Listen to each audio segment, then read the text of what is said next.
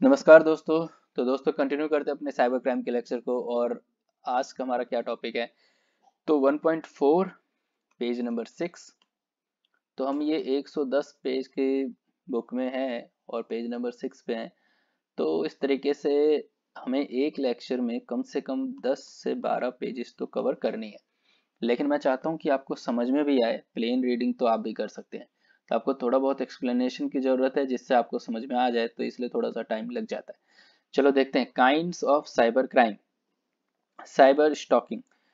There are many type of cyber crimes and most common ones are explain. देखो बहुत सारे type के cyber crime है, वो हम फर्स्ट लेक्चर में भी डिस्कस कर चुके हैं, लेकिन कुछ को हम डिस्कस करेंगे। जैसे साइबर डिफामेशन, मतलब देखो किसी बंदे की बेइज्जती करना ऑनलाइन, जैसे किसी के रिप्यूटेशन को खराब करने की बात हो रही है यहाँ पे। तो every individual has a private right to protect his reputation. हर एक बंदा चाहता है उसकी रिप्यूटेशन समाज में बनी रहे, इज्जत उसके समाज में बनी रहे। एवरी इंडिविजुअल है उसका एक तो ये राइट है।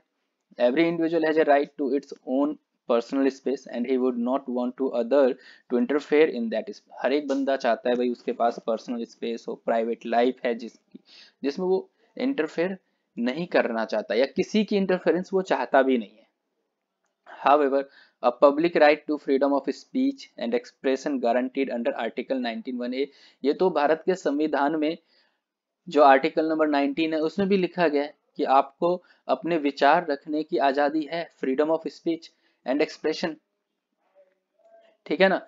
Of India makes enforcement of our private right a challenge. मतलब ऐसे संविधान में ही बताया गया कि हमारा जो प्राइवेट राइट है, वो हमारी जो प्राइवेट लाइफ है उसे हम प्राइवेट रख सकते हैं, उसमें किसी और को इंटरफेयर करने की जरूरत नहीं है। अब जैसे एक बात बताओ, अब हम लोग अपने घर में पूजा पाठ करते हैं, या हम लोग अपने घर में कई ऐसी चीजें होती है जिसमें किसी के इंटरफेरेंस, कोई इंटरफेयर करने आता है क्या? नहीं, वो हमारी पर्सनल लाइफ है। बहुत सारी ऐसी चीजें जो हम अपने राइट टू फ्रीडम। अब इवन हम तो जिस देश में रहते हैं यहाँ तो हम प्रधानमंत्री को गाली दे देते हैं, सीएम को गाली दे देते हैं, यहाँ तक कि अपने टीचर को भी गाली दे देते हैं। क्यों दे देते हैं? या फिर मतलब हमारे पास फ्रीडम ऑफ स्पीच है, तो हम अगर फ्रीडम ऑफ स्पीच का इस्तेमाल अच्छी चीज के लिए करेंगे तो हमारे साथ अच्छा होगा। बट कोई नहीं, आप बुरी चीजों के लिए फ्रीडम ऑफ स्पीच का इस्तेमाल कर ही सकते हैं। Delicate balance has to maintain. तो आपको ये सारा बैलेंस मेंटेन करने का, अपनी प्राइवेट लाइफ प्रोफेशनल लाइफ, इसमें ये सब राइट है। अब लेकिन प्रॉब्लम तो तब आती है ना जब कोई प्राइवेट लाइफ में डिस्टरबेंस करे। The law of defamation has been designed to protect the reputation of injured person and provide such balance between private and public right by giving the right to sue for damage। अगर कोई किसी के private life में परेशानी करता है, public life में अगर किसी को नुकसान पहुंचा नहीं कर सकता, किसी की इमेज खराब करने की कोशिश करता है, तो ऐसे लोगों के खिलाफ एक्शन लिया जा सकता है। अभी जैसे देखते हैं कि जैसे नेता लोगों की जो रैलियां करते हैं, चुनाव प्रचार और करते हैं, तो इसमें एक दूसरे के ऊपर बहुत गाली देते हैं, एक दूसरे को बहुत उल्टा सीधा बोलते हैं, एक दूसरे को चोर बता देते हैं, बिना किसी एविडेंस के, बिना किसी बेस के, बस अपने चुनावी प्रचार में अपने आप को बड़ा सुपीरियर दिखाने के लिए। लेकिन बाद में इन लोगों के ऊपर जब डिफामेशन का केस होता है, जैसे मानहानि का केस कर देते हैं, सामने वाला बंदा कर देते उसने मेरे बारे में झूठ बोला था, तो इन लोगों को फिर माफी मांगनी होती है। तो ये सब जो कर रहे हैं ना, ये भी एक क्राइम ही है। डिफामेशन कम नहीं तो वो स्यू कर सकता है डैमेज के लिए, भाई मेरी तो इमेज खराब कर दी, मुझे 5 करोड़ चाहिए, मुझे 10 करोड़ चाहिए, और करते भी हैं। डिफामेशन कंप्राइज बहुत स्लैंडर। डिफामेशन बाय स्पीकिंग, आपने किसी के खिलाफ बोल दिया, स्पीकिंग हो गया। And libel defamation by means of writing, किसी के खिलाफ कुछ लिख दिया, गलत लिख दिया। तो slander involves the oral publication. Slander में आ जाता है कि आपने किसी के बारे में कुछ बोला, ओरली बोला, ऑफ अ डिफेमेटरी रिमार्क, कुछ गलत बोल दिया, that is heard by another, जिसको दूसरे ने सुन लिया, विच इंजर्स द सब्जेक्ट रिपुटेशन, जिसकी वजह से किसी के कैरेक्टर पे सवाल उठ जाता है। तो slander can occur through the use of hand gesture और verbal communication that is not record. भैया कई बार आपके तौर तरीके से, खड़े होने से, बोलने से, हाथ, आपके हाव भाव से किसी की बेइज्जती हो सकती है। और label libel on the other hand is the pretend publication of a defamatory. और लीबल में क्या है, आप कहीं फेसबुक पे किसी के बारे में आपने कमेंट कर दिया, किसी के बारे में कुछ गलत लिख दिया, ये सब क्या है, लिख के कर दिया। That has the tendency to injure another person. ये सब क्यों किया जाता है? सामने वाले को गिराने के लिए, सामने वाले की इमेज खराब करने के लिए। ठीक है, तो label also includes a publication on radio, radio पे पब्लिकेशन में आपने कुछ गलत बोल दिया, ऑडियो वीडियो में कुछ गलत बोल दिया, even though his would be considered oral verbal, मतलब ओरली बोल दिया, वर्बली बोल दिया, लिखित में नहीं है, communicate to someone, it is actually considered to be libel because it is published in transcript form. हाँ भाई, रेडियो ऑडियो वीडियो में बोल दिया तो ये सब लिखित में तो नहीं है लेकिन है ना इस फॉर्म में, तो ये सब गलत काम है, ये भी क्राइम ही है। तो ये आपने देख लिया साइबर डिफामेशन। तो यही सब काम अगर साइबर या इंटरनेट को यूज करके किया जा रहा है तो इसे हम साइबर डिफामेशन बोलेंगे। ठीक है, अब चलते हैं इधर, ये सब आप जितना समझा दिया मैंने उतना बहुत है। Second, corporate cyber smear. अब ये कॉर्पोरेट वर्ड आ गया इसमें, देखो मतलब ये किसी कंपनी या किसी बिजनेस को नुकसान पहुंचाने के लिए किया जा रहा है, जैसे हार्मफुल, नुकसान, डिफामेटरी, फिर से अगेन बदनामी, इंसल्ट करना और offending online messages has been termed as corporate cyber. ये जो ऑनलाइन मैसेजेस हैं, ऑफेंड, इंसल्ट करना, हार्मफुल करना, ये सब कॉर्पोरेट साइबर स्मेयर में आ जाते हैं। It is a false and disparaging rumour about a company. ये कोई गलत चीज या गलत रूमर, अफवाह किसी कंपनी के बारे में फैलाने की बात हो रही है, इट्स मैनेजमेंट या फिर उसके मैनेजमेंट के लिए, और इट्स स्टॉक या फिर उसके शेयर्स के लिए, शेयर्स प्राइस के लिए। This is commonly done through the internet. ये सब कैसे किया जाता है? इंटरनेट के द्वारा किया जाता है, वेबसाइट से, ब्लॉग्स में आपने कुछ लिख दिया, आर्टिकल लिख रहे हो उसमें किसी कंपनी के बारे में गलत लिख दिया, फॉरम्स, ये भी एक ब्लॉगिंग का ही तरीका है, ईमेल भेज देना, इंस्टेंट मैसेजिंग, मैसेज से चैट रूम में जाके, now in the social networking या फिर सोशल नेटवर्किंग साइट पे जाके। This kind of criminal activity has been a concern especially in stock market. ये सब इसलिए किया जाता है जो जिस कंपनी के शेयर्स में ट्रेडिंग होती है, जैसे मेरी कोई कंपनी है उसको मैंने स्टॉक एक्सचेंज में लिस्टेड करा रखा है, फिर स्टॉक एक्सचेंज में मेरे शेयर्स की ट्रेडिंग होती है। अब कोई बंदा मुझे नीचे गिराना चाहता है तो मेरी कंपनी के बारे में गलत गलत लिख देगा, जिससे मेरे शेयर्स प्राइस डाउन हो जाएंगे और मैं बर्बाद हो जाऊंगा। तो ये सब स्पेशली उन लोगों के लिए किया जाता है जो स्टॉक मार्केट या फाइनेंशियल सेक्टर के लोग हैं और उनको जहां नॉलेज होती है इन सब चीज़ों की। Information are the key factors of for businessman. भाई इंफॉर्मेशन जो है ना वो बहुत बड़ी चीज़ होती है, इंफॉर्मेशन से ही आप अपने आप को बचा सकते हो, इंफॉर्मेशन से ही आप अपने आप को फायदा भी पहुंचा सकते हो। तो information is like money, but subject to that information must be correct.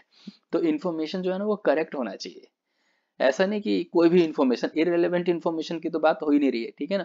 Persons indulging in corporate साइबर्स में इंक्लूड डिसकंटेंट। अब ये कॉर्पोरेट साइबर मतलब कोई भी बंदा कंपनी के खिलाफ कौन कौन गलत काम कर सकते हैं। एक काम करेंगे डिसकंटेंट एम्प्लॉय, मतलब जो एम्प्लॉय अपनी कंपनी से सेटिस्फाइड नहीं है या कंपनी जिसको निकाल दिया गया है, तो ऐसे एम्प्लॉय हमेशा टारगेट करेंगे उस कंपनी को नीचे गिराने की। और इनसाइडर्स, या जो कंपनी में तो काम कर रहे हैं और कंपनी को ही गाली दिए जा रहे हैं, मतलब जिसका खा रहे हैं उसी को गाली देना। तो इनसाइडर्स लोग भी ऐसा करते हैं। एक्स एम्प्लॉयज जो छोड़ चुका है वो कर सकता है कंपनी को गिराने के लिए। एनवीएस और एक्स कलीग्स, कलीग मतलब होता है, देखो जैसे दोस्त होते हैं ना, कॉलेज में सारे दोस्त बन जाते हैं, स्कूल में दोस्त बन जाते हैं, जब आप किसी जॉब में जाओगे, किसी ऑफिस में जाओगे, तो वहाँ जो आपके साथ काम करेंगे लोग वो आपके कलीग होंगे, वो दोस्त नहीं होते हैं, वो आपके काम करने वाले साथी होते हैं, उसमें भी दोस्त बन जाते हैं, लेकिन जो काम करते हैं हमारे साथ उनको कलीग्स बोला जाता है। अब कोई कलीग है जो छोड़ चुका है, ठीक है, मेरा बिजनेस था, मेरा कोई बिजनेस पार्टनर था, वो बंदा निकल चुका है मेरे बिजनेस से, फिर वो मुझे गिराने के लिए कर सकता है। इम्पोस्टर्स, या जो शुरू से इम्पोज करता रहा है मेरे बिजनेस को, या फिर कंपटीटर्स, क्रेडिटर्स, जिनसे मैंने माल उधार लिया, जो मेरा कंपटीटर है business, same line of business में जो मेरे लिए काम कर रहा है, even though seeking a form when they are denied employment और फॉर्मर शेयर होल्डर्स। या फिर कोई बंदा नौकरी लेने आया, मैंने उसे मना कर दिया, वो भी कुछ गलत करने की सोच सकता है, या फिर मेरे पुराने शेयर होल्डर्स हो सकते हैं वो भी गलत कर सकते हैं, तो ये लोग कंपनी के खिलाफ काम करेंगे, तो इसे बोलते हैं कॉर्पोरेट साइबर स्मेयर। आगे चलते हैं। फॉर्जरी, नाम से ही पता चल रहा है फ्रॉड के लिए। ये देखो, forgery is defined as the criminal act, ये एक क्रिमिनल एक्ट है that includes the purposeful defrauding, जिसमें पर्पसली तरीके से जानबूझ के डिफ्रॉड या मिसलीडिंग या डिसेप्शन, धोखा देना, कुछ गलत इंफॉर्मेशन देना, miss representation of A product. ये लोग कितने ऐड आते रहते हैं कि ब्यूटी प्रोडक्ट्स, ये जो क्रीम लगा लेते हैं तो देखो कोई एकदम से कोई काला एक पर्सन आता है, चाहे वो लड़का है या लड़की, फिर सडनली वो क्रीम लगा लेते हैं, फिर एकदम से दिख जाते हैं, ये गोरे हो गए। तो ये कहीं ना कहीं मिस रिप्रेजेंटेशन ऑफ प्रोडक्ट ही तो है। कई कंपनीज पे केसेस हुए हैं, कई कंपनीज के ऊपर जागो ग्राहक जागो में केसेस फाइल्ड हैं। तो मिस रिप्रेजेंट, अपने प्रोडक्ट का मिस रिप्रेजेंट कर रहे हैं। डिसेप्शन मतलब धोखा देना, मिसलीडिंग, गलत इंफॉर्मेशन देना, डिफ्रॉड करना, पर्पस ही है सर्विस और item with the intent to deceive, या कुछ ऐसा करना जिसकी वजह से हम चाहते ही हैं इस बंदे के साथ धोखा हो जाए। जैसे कई बार ऐसे ऐड आ जाते कि देखो 2 महीने पहले मैं 100 किलो का था और 2 महीने में ही मैं आ गया जी 40 किलो का। ऐसे जितने, लेकिन लोग अट्रैक्ट हो जाते हैं ऐसी चीजों से। The scope forgery is a vast one. देखो फॉर्जरी का जो स्कोप है बहुत बड़ा है। इवन धोखा देने की इच्छा से किया गया कोई काम भी इसमें आ जाता है। Forgery can include the production of falsified document. Forgery में फाल्सिफाइड मतलब फेक डॉक्यूमेंट्स भी आ जाते हैं, गलत डॉक्यूमेंट्स भी आ जाते हैं, काउंटरफिटेड आइटम्स भी आ जाते हैं, कुछ ऐसे आइटम्स जो मैनिपुलेट कर दिए गए, product intended to resemble other product, या कुछ ऐसे प्रोडक्ट ला रहे हैं कि रिसेंबल करके हम कुछ और प्रोडक्ट बना देंगे, and the miss representation of a fraudulent identification, या फिर एक ऐसी पहचान किसी प्रोडक्ट की या अपनी बनाने की जो कि एक अपने आप में ही फ्रॉड है। तो फॉर्जरी का मतलब आपको समझ में आया? चलो यार कमेंट बॉक्स में बता दिया करो कि कुछ समझ में भी आ रहा है या नहीं आ रहा है। वीडियो को लाइक भी कर देना, लाइक करोगे शेयर करोगे तो ये वीडियो ज्यादा लोगों तक जाएगी। और आप तो जानते हो मेरे चैनल पे अभी तक कितने सब्सक्राइबर हैं, 2100 बस। लोगों के तो पता नहीं लाखों होते हैं, बट कोई नहीं, मुझे ये इससे भी बहुत खुशी मिलती है कि मैं एक घर में बैठ के एक काम करने वाला बंदा इतने बच्चों को हेल्प कर पा रहा है, यही बहुत बड़ी चीज है। फिर भी लाइक और शेयर तो कर ही देना। चलो, the criminal act of a forgery can take place in a variety of settings. अब जो क्रिमिनल एक्ट है फॉर्जरी में बहुत सारी चीजें आ जाती है। अगर with the regard to identity theft, किसी की आइडेंटिटी को चुरा लेना भी फॉर्जरी है। मान आप, कोई राम है वो श्याम बन के जा रहा है यार, तो आइडेंटिटी चुरा लेना इसने श्याम की। The act of unlawfully recreating the likeness of the signature belonging to another. भाई किसी के सिग्नेचर की कॉपी कर रहे हो, डॉक्यूमेंट्स पे आप साइन कर रहे हो, आपको ऑथोराइजेशन नहीं है, फिर भी आप कर रहे हो ताकि आपको इकोनॉमिकली गेन हो जाए, पैसे की गेन हो जाए, ठीक है ना। तो ये सारे के सारे काम जो है फॉर्जरी में आ जाते हैं। अब देख लेते हैं फॉर्जरी के types. Forgery could be of various types. Forgery कई तरीके के हो सकते हैं।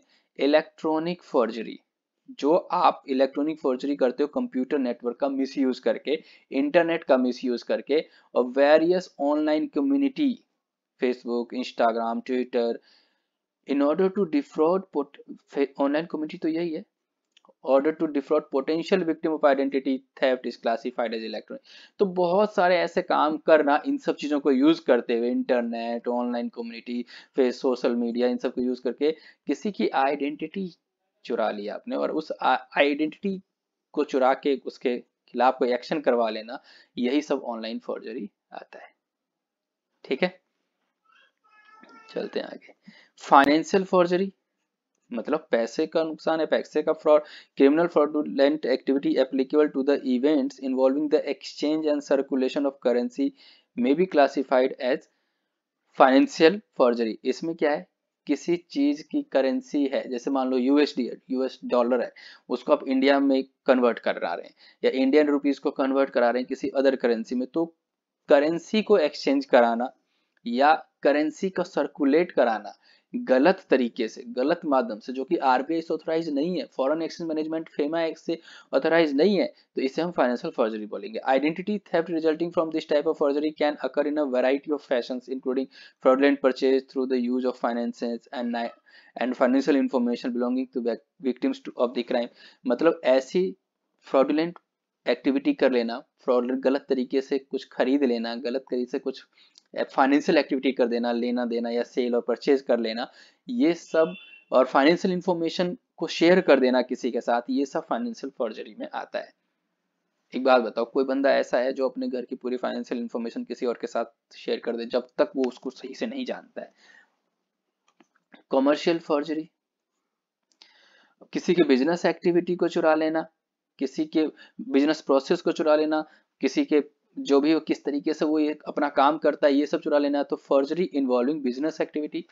Commercial interviewers, commercial contracts, professional operation of the provision of products और सर्विसेज, ये सब, इसमें कोई फ्रॉड कर देना, इस सब चीजों को करने के लिए इसको बोलते हैं commercial forgery. Items unlawful purchase with illegal and illicit finances में रिजल्ट इनटू, ये सब किसी कंपनी का क्या प्रोसेस है उसको जान लेना, उसको गलत कर देना या अपनी आइडेंटिटी ऐसी कर देना कि हाँ सब कुछ आप इसी कंपनी से बिलोंग करते हो, फिर उसके प्रोडक्ट और सर्विसेज को खराब कर देना, ये सब कमर्शियल फॉर्जरी है। ये सब कोई कंपटीटर भी कर सकता है किसी को मार्केट से भगाने के लिए। गवर्नमेंटल एंड एडमिनिस्ट्रेटिव फॉर्जरी, अब ये गवर्नमेंट वाली क्या फॉर्जरी है? Administrative forgery includes the vast expenses of law, act, ordinance and legislation. Identity theft in an administrative realm may include the unlawful duplication of documentation, illegal officiating and government mandated forms. इसमें क्या होगा कि governments ने कुछ law बनाए, governments ने कुछ act बनाए, गवर्नमेंट से कुछ ऑर्डिनेंसेस लिए, अब उन सब का या तो बहुत ही पैरामीटर को बढ़ा देना ऐसी गलत तरीके से कि भैया तुम्हें तो ये भी फॉलो करना है गवर्नमेंट के ये भी, जबकि रियल में फॉलो करने नहीं है, लेकिन उस कंपनी के लिए या किसी के लिए इतना सब कर देना ताकि वो बंदा परेशान ही हो जाए और जो भी करने वाला हो ना काम वो छोड़ दे। तो गवर्नमेंट के लॉ को बढ़ा चढ़ा के दिखाना, उसके एक्ट को बढ़ा चढ़ा के दिखाना और ये सब ऐसा रिप्रेजेंट करना कि गवर्नमेंट ही कर रही है, तो गवर्नमेंट की आइडेंटिटी थेफ्ट हो गई ना यहाँ पे। गवर्नमेंट के पॉइंट ऑफ व्यू से आपने ये सब कर दिया तो ये सब गवर्नमेंटल एंड एडमिनिस्ट्रेटिव फॉर्जरी मानी जाएगी। तो ये सब हमने फॉर्जरी के टाइप्स देखे। नेक्स्ट है साइबर पोर्नोग्राफी। देखो पोर्नोग्राफी का लिटरली मतलब क्या है? राइटिंग, पिक्चर्स और films design to be sexually exciting, मतलब कुछ ऐसे गलत काम या उसके बारे में लिखना या कुछ ऐसे मतलब किताबें छपवा देना या कुछ ऐसे पिक्चर्स या फिर ऐसे फिल्म जिससे लोग गलत काम के लिए उत्तेजित हो या एक्साइटिंग हो या सेक्सुअली एक्साइट हो। जैसे कि आप देखते हो इंस्टाग्राम या फिर ये सोशल मीडिया या फिर बॉलीवुड्स की कुछ ऐसे जिसमें मूवी तो सेंसर बोर्ड से पास होती है बट उसमें ऐसी चीजें होती है इसमें साफ साफ लिखा जाता है कि ये 18+ के लिए बच्चों, ये एडल्ट देख सकते हैं या इसको सारे बच्चे भी देख सकते हैं। तो ये सब किस लिए है? तो ये सब पार्ट है पोर्नोग्राफी का। Developing, distributing and propagating the same over the internet, और इन सब को ना डेवलप किया जाता है, डिस्ट्रीब्यूट किया जाता है, प्रोपेगेटिंग मतलब उसको बढ़ावा दिया जाता है इंटरनेट पे। ये सब अपने आप में एक साइबर पोर्नोग्राफी है। ठीक है, तो this would include pornography website, इसमें पोर्नोग्राफिक वेबसाइट है, पोर्नोग्राफी मैगजीन्स आ जाते हैं, produce using computer to publish, या कोई भी आप चीज पब्लिश करते हो तो कोई भी चीज, ठीक है ना, जो सेक्सुअली एक्साइटिंग के लिए प्रोडक्ट्स बनाए जा रहे हैं तो वो सब पोर्नोग्राफी में आ जाते हैं और जो कि गलत है। तो हमें इन सब चीजों से बचना चाहिए। तो अब इसमें यार ये सब एक प्लेन रीडिंग कर लेना, इसमें बात बात की चीजें रिपीटेड चीजें हैं सारी, आप समझ गए होंगे। ठीक है, साइबर स्टॉकिंग। स्टॉकिंग मतलब क्या होता है? किसी को पीछा करना, किसी को परेशान करना। तो अब साइबर से कैसे किया जाएगा? देखो cyber stalking is a crime in which the attacker harasses a victim. जो अटैकर है ना वो हैरेस कर देता है, उस परेशान कर देता है सामने वाले बंदे को यूजिंग इलेक्ट्रॉनिक कम्युनिकेशन। कैसे? इलेक्ट्रॉनिकली कम्युनिकेशन करके, ईमेल भेज देना, लगातार मैसेजेस भेज देना, उसके वेबसाइट पे मैसेजेस करना, डिस्कशन ग्रुप में भेज देना, मैसेज करके परेशान करना। Cyber stalker relies upon the anonymity afforded by the internet to allow them to stalk their victim without being detected. भैया साइबर में क्या वो बंदा तो कहीं भी बैठा है, कहीं से भी बैठ के, ये क्या, ये कोई अमेरिका में बैठ के भी इंडिया के बंदे को परेशान कर सकता है। तो इसमें किसी का पीछा करना साइबरली बहुत ही आसान है। कोई कहीं भी रहे, आपके जो इंस्टा की आईडी है या फिर यूट्यूब है या फिर फेसबुक है या फिर व्हाट्सएप पे, बहुत सारे तरीके हैं जहाँ पे आपको ये परेशान कर सकते हैं।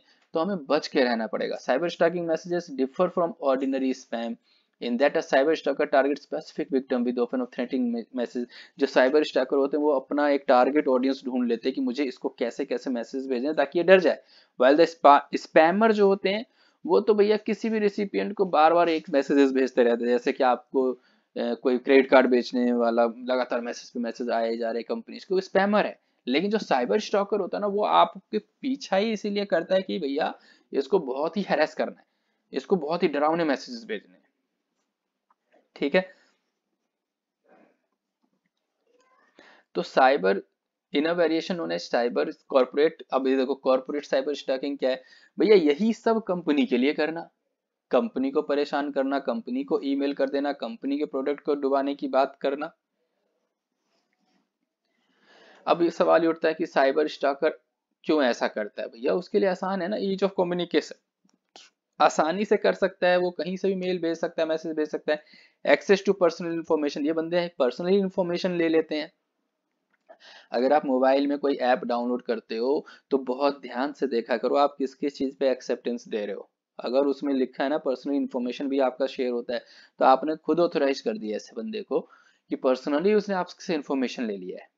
तो ये सब इसमें आ जाते हैं। एनोनिमिटी मतलब इसमें जो पहचान है ना वो क्लियर ही नहीं हो पाती है कि कौन सा ऐसा बंदा कर रहा है। जैसे रियल वर्ल्ड में तो मास्क पहन लेंगे तो कोई हमें नहीं पहचानेगा, लेकिन साइबर स्टॉकर जो होगा वो इंटरनेट के माध्यम से कर रहा है, तो वहां पर रियल आइडेंटिटी इसकी पता ही नहीं चलेगी। तो इसलिए आसानी से कर लेते हैं। ज्योग्राफिकल लोकेशन में कह रहा हूँ ना, ये कहीं से भी किया जा सकता है, लोकेटेड एनीवेयर, कहीं से भी कहीं के बंदे को परेशानी किया जा सकता है। Now ease of indirect harassment, भैया इनडायरेक्ट हरासमेंट में आसानी है ये सब करना। The cyber stalk does not directly harass his victim, ये भैया डायरेक्टली नहीं करता, ये इनडायरेक्टली तरीके से कॉमन डिस्कशन बोर्ड पे डाल देगा, कोई मैसेज भेज देगा, ये कर देगा, धोखा देगा या जीमेल कर देगा, ये सब बहुत सारे तरीके हैं। तो ये सब इसके आसान हैं, इसलिए साइबर स्टॉकिंग लोग कर देते हैं जो गंदे लोग होते हैं। तो ease of communication, access to personal information, anonymity, geographical location और ईज ऑफ इनडायरेक्ट हरासमेंट। चलते हैं आगे। ऑनलाइन गैम्बलिंग, ये गैम्बलिंग का मतलब है जुआ। ठीक है, अब ये ऑनलाइन गैम्बलिंग में क्या कैसे फ्रॉड हो जाता है। Gambling is illegal in many countries, बहुत सारे देशों में गैम्बलिंग इलीगल है, लीगल नहीं है, गैर कानूनी है ये। Computer is a medium for the purpose of online gambling, IPL में सट्टेबाजी क्या है ये, और अब कोई फिजिकली थोड़ी ना सट्टेबाजी होती है, सबका पूरा एक ग्रुप बना हुआ है और ये ऑनलाइन चल रहा है चीजें।